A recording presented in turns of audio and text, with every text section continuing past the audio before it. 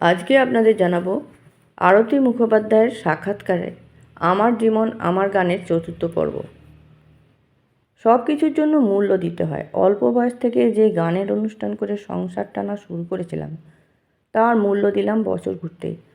সারাদিন জুড়ে থাকতো শুধু গান আর গান। তখন তো পিছিয়ে আসার রাস্তা ছিল না। আমার রোজগারে পরিবারের সচ্ছলতা এসেছে, মা একটু স্বস্তি পেয়েছেন, কিন্তু গান গাইতে গাইতে একসময় দেখলাম পড়াশোনায় মন বসছে না। পড়ব কখন?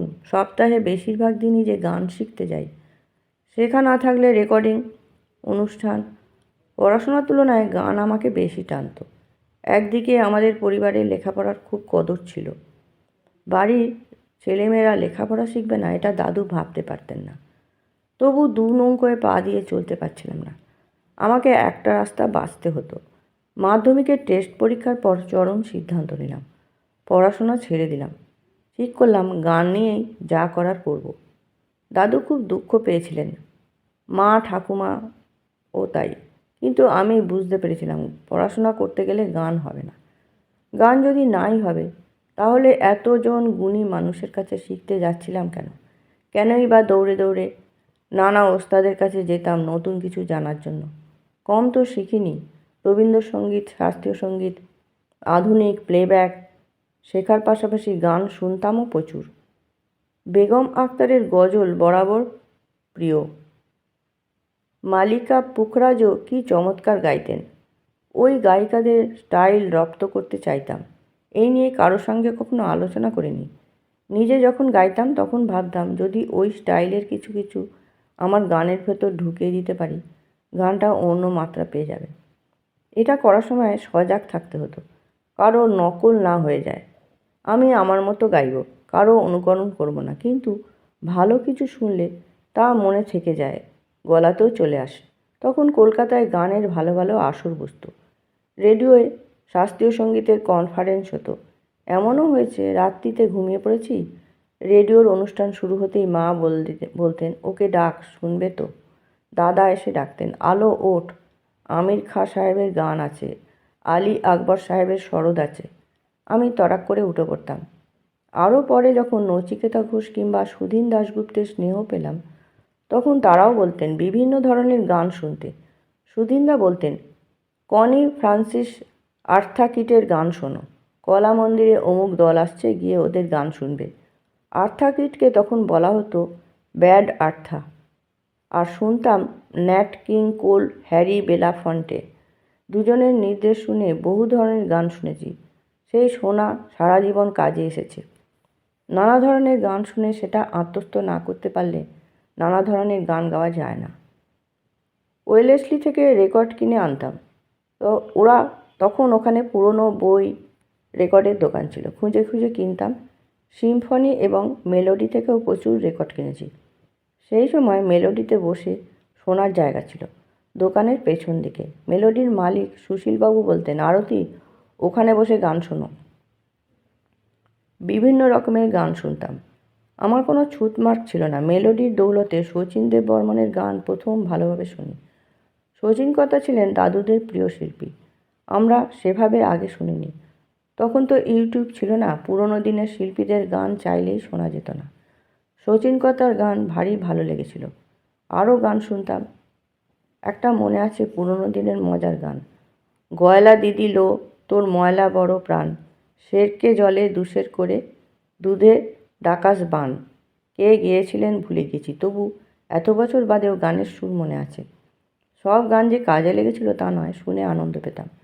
আর শুনতাম শাস্ত্রীয় সঙ্গীত, ওয়েস্টার্ন, ক্লাসিক্যাল শুনেছি, যন্ত্রসঙ্গীত শুনেছি। সুধীনদা মধ্যপ্রাচ্যের গান শুনতে বলতেন। নিজে ভালো ওয়েস্টার্ন মিউজিক জানতেন, অনবদ্য পিয়ানো বাজাতেন। আমিও পিয়ানো বাজাতে পারি, তবে বাঁ হাতটা একটু আড়ষ্ট। সুধীনদার পিয়ানো বাজানো ছিল বসে দেখার মতো বিষয়। সেতারও বাজাতে পারতেন। আমি তখন সাগিরউদ্দিন খাঁ সাহেবের কাছে শিখছি। সুধীনদা বললেন, সাগিরকে নিয়ে একদিন এসো, আমরা বসবো। গেলাম একদিন। একদিকে সুধীনদা পিয়ানো নিয়ে বসলেন, অন্যদিকে সারেঙ্গি ধরলেন খাঁ সাহেব। মাঝখানে আমি সিঁটিয়ে, দুপাশে দুই ওস্তাদ, তাদের মাঝখানে বসে কি গাইব? ওই আসরেও ওস্তাদজি তালিম দিচ্ছিলেন, ইয়ে তান ऐसे जाएगी, শুনো শুনো সুধীনবাবু ক্যা বাজা রাহা হয়। এই যে দুজনের কাছে একসঙ্গে বসে শেখা, এটা খুব কাজে দিয়েছে। এমনকি ওয়েলেসলি থেকে রেকর্ড কেনাও। একবার ওখানকার একজন দোকানদার এক ব্রাজিলিয়ান গানের রেকর্ড দিয়ে বললেন, দিদি ভালো গান শুনবেন। শুনলাম, ভালোও লাগলো। রেকর্ডটা একদিন সুধীনদার কাছে নিয়ে গেলাম। গানটা ছিল কোম্বা কোম্বা কোম্বা শেরো। সুধীনদা বললেন, রেখে দাও, সুরটা বেশ ভালো, দেখি কী করা যায়। রেকর্ডটা রেখে এলাম। 3-4 দিন পর সুধীনদার ফোন, গানটা করেছি, তুমি কি গাইবে? বললাম, আপনি দিলে গাইব। সেই গানই হলো বন্য বন্য সে অরণ্য ভালো। প্রথম লাইন ব্রাজিলিয়ান সুরে হলেও পরের অংশ সুধীনদার নিজের। আজও প্রচুর জায়গায় ওই গান বাজে। আমারও নিজের পছন্দের গান। এটা কোনো রোমান্টিক গান নয়, একজন বনে ঘুরে বেড়াচ্ছে, সেটা তার ভালো লাগছে। গানটা শুধু এইটুকুই নিয়ে, তবু সুরটা এমনই মজিয়ে রাখে। এই রেকর্ডের উল্টো পিঠে আরও একটা গান ছিল, ছায়া ছায়া আঁধার যখন। ওই গানে টরি রাগের একটা টান ছিল অন্তরার শেষে, ভারী অদ্ভুত। সুধীনদার কাছে গান রেকর্ডিং গিয়েও অনেক কিছু শিখেছি। নচিদাও অমন ছিলেন। কনি ফ্রান্সিসের গান খুব শুনতাম বলে তিনি ঠাট্টা করে মাঝে মাঝে আমাকে কনি বলে ডাকতেন। বলতেন, ওই গানটা শুনেছিস তো, ওই ধরনের কাজ চাইছি। পুলক বন্দ্যোপাধ্যায়ের কথায় নচিদার সুরে আমার একটা গান আছে, লজ্জা লজ্জা মরি মরি একই লজ্জা। এই গান রেকর্ডিংয়ের আগে নচিদা ধরলেন, লজ্জা শব্দটা কি করে বলবি? তখন খুব ছোট, অত বুঝতাম না। লজ্জা আলাদা করে কি করে উচ্চারণ করব তা নিয়ে ভাবিনি। তবু বললাম। নচিদার পছন্দ হলো না। বললেন, তুই নানাভাবে বলতে থাক। আরও নানা রকম করে লজ্জা লজ্জা বলে যাচ্ছি। নচিদার আর মনে ধরে না। একবার মেজাজ নিয়ে বললেন, হচ্ছে না, ঠিক করে বল। আমার এই হেঁড়ে গলায় কি লজ্জা বলবো? তুই বলতে থাক, আমি বেছে নেব। অনেকবার বলার পর শেষে হাস্কি গলায় উচ্চারণ করলাম, লজ্জা। নচিদা তৎক্ষণাৎ বললেন, এটাই চাইছি, এইভাবে উচ্চারণ করবি। তখন তো হাস্কি গলার মানে বুঝি না। নচিদার বক্তব্য ছিল, রোমান্টিক গান গাইতে হলে তোমাকে এগুলো শিখতে হবে, ছোট হও কি বড় হও। ওই গানে আমার সঙ্গে আমার সেজ বোন সুস্মিতারও গলা ছিল। ওর ডাক নাম হলো রুনু। আমি তো গাইছি লজ্জা মরি মরি একই লজ্জা। পিছনে রুনুর গলা শোনা যাচ্ছে, লজ্জা লজ্জা লজ্জা। গান তো শুধু সুর আর কথার সমন্বয় নয়, তাতে ভাব আনতে হবে। ভাব ঠিকমতো না আসা পর্যন্ত নচিদা ছাড়তেন না। কি এসে যেত যদি আমি ওইভাবে লজ্জা উচ্চারণ না করতাম? গানটার কথা এবং সুর তো দুর্দান্ত, তবু নচিদা লেগে থাকতেন। আমিও যে এমন পরীক্ষায় উতরে যেতাম, তার মূলে ছিল জর্জদার সেই ট্রেনিং। সারা জীবন ধরে শেখার চেষ্টা করে গেছি। যখন প্রতিষ্ঠিত শিল্পী তখনও। শেখার ইচ্ছের মতো বিশ্বে আর কিছু নেই। ওই ইচ্ছে থাকলে একজন সাধারণ মানের শিল্পীও বড় শিল্পী হয়ে উঠতে পারেন। কোনো শিক্ষাই ফেলা যায় না, কোথাও না কোথাও কাজে লেগে যায়। বড় বয়সে যখন মুম্বাই আসতাম গান রেকর্ড করতে, তখন নিজের কাজ না থাকলে চলে যেতাম লতা মঙ্গেশকর, আশা ভোঁসলে, কিশোর কুমারের গানের রেকর্ডিং শুনতে। লতা দিদির হয়তো রেকর্ডিং খবর পেয়ে আমি হাজির। বলতাম, मैं सुनने के लिए आई हूँ। উনি খুব ভদ্র ছিলেন, ভালোবাসতেন। বলতেন, आओ बैठो। আমি বলতাম, আপনি ডিস্টার্ব হবেন না, আমি কিচ্ছু চাইতে আসিনি, শুধু শুনবো। লতা দিদি হেসে বলতেন, আরে বসো তো, কী খাবে? আমি চুপ করে বসে লতা মঙ্গেশকরের গান রেকর্ড করতে শুনতাম। সে কি আশ্চর্য অভিজ্ঞতা! একটা ফুল যেমন করে পাপড়ি মেলে, তিনিও তেমন করে একটা গানকে ফুটিয়ে তুলতেন। লতা দিদির সঙ্গে পরিচয় সেই ছোটোবেলায়, মার্ফি কন্টেস্টের সৌজন্যে।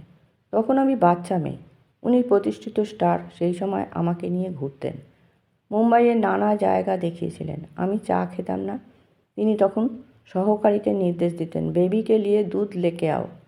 লতা দিদির গাড়িতে নানা ধরনের বিস্কুট রাখা থাকতো। অত ধরনের বিস্কুট চোখে দেখিনি।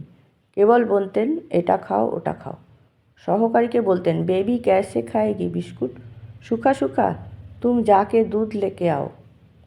সেই ভালোবাসা আজও ভুলিনি। লতা দিদির সম্পর্কে তখন নানা মহলে নানা অভিযোগ।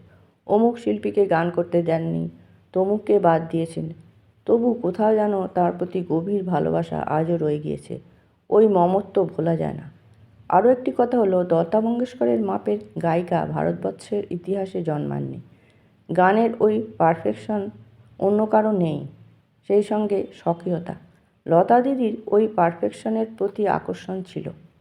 বারবার ভাবতাম কী করে অত নিখুঁতভাবে তিনি গানগুলো গাইছেন। একই আকর্ষণ ছিল আশা ভোঁসলের প্রতিও। কেমন করে আশাজি উচ্চারণ করছেন, সুরকে খেলাচ্ছেন, এই ভাবনা মনে খোঁচা দিত।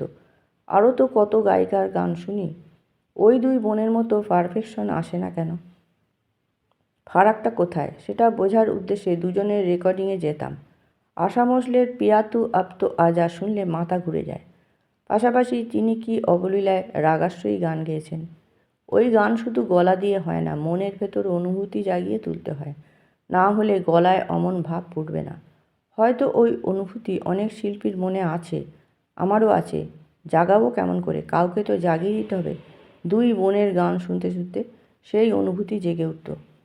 আবার কিশোরদার গান রেকর্ডিং দেখা ছিল এক বিশেষ অভিজ্ঞতা। তখন তো লাইভ রেকর্ডিং হতো, মানে গায়ক কিংবা গায়িকার সঙ্গে 125 জন মিউজিশিয়ান বাজাতেন। একজন ভুল করলে টেক বাতিল।